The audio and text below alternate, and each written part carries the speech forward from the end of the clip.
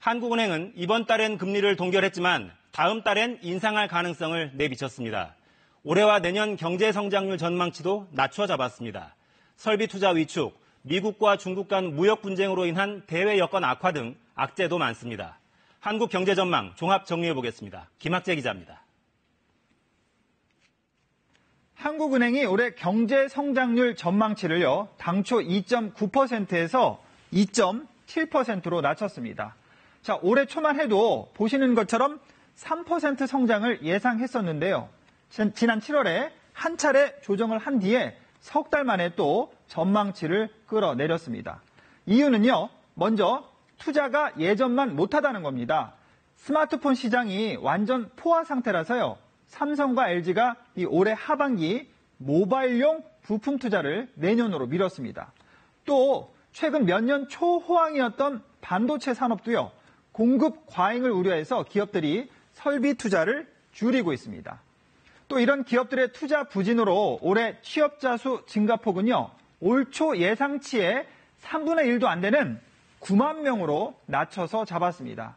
자, 게다가 미중 무역 분쟁, 미국 금리 인상으로 인한 이 세계 금융 불안 확대 등의 대외적인 요인도 경제 성장의 걸림돌로 지목이 되고 있습니다. 그러면 내년은 어떨까요?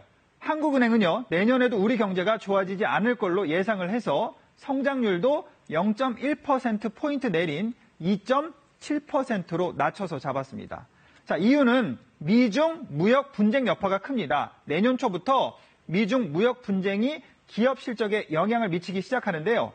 이 주요국 성장세까지 주춤해질 것으로 보여서 우리 경제를 이끌던 수출도 증가세가 올해보다 약해질 거라는 분석이 나오고 있습니다. 자, 집값을 잡기 위해서 금리를 올려야 한다, 이런 이야기가 정부 쪽에서 나오면서 금리 인상 여부도 관심이었는데요. 이렇게 경제 성장률이 예상보다 낮아지자 한국은행은 일단 금리를 1.5%에서 동결을 했습니다. 자, 사실 이번에 금융시장에서는 기준금리 결정에 대한 전망이 가장 팽팽하게 엇갈렸는데요.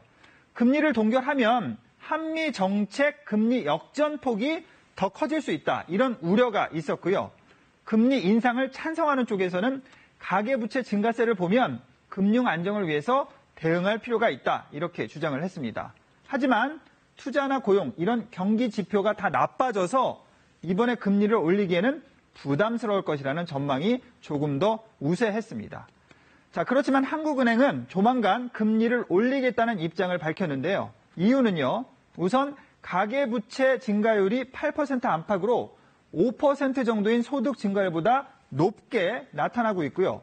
그 여파로 집값 등 자산 가격이 급격히 오르는 이른바 금융 불균형 문제가 심해지고 있기 때문입니다.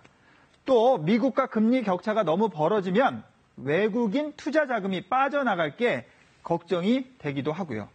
따라서 다음 달에는 금리를 올릴 것으로 예상이 되고 있습니다. 자, 현재 경기 부진과 관련해서 경제사령탑인 김동연 경제부총리가요, 어제 기획재정부 국정감사에서 경제정책 수정 필요성을 다시 언급을 했습니다. 자, 발언 내용을 보면요, 최저임금 인상 속도가 너무 빨랐다. 최저임금 인상 효과가 90%라는 것에도 동의를 하지 않는다. 또 소득 주도 성장 정책의 수정과 보완이 필요하다, 이렇게 말을 했습니다. 청와대가 추진하는 방향과 엇박자를 내는 게 아니냐, 이런 지적도 나오고는 있습니다. 하지만 방향이 잘못됐다면 수정하는 게 맞겠죠. 그래서 김동연 부총리는요, 지금 고용 상황의 엄중함을 볼 때 정부가 할 수 있는 모든 일을 해야 한다고 강조를 하기도 했습니다. KBS 뉴스 김학재입니다.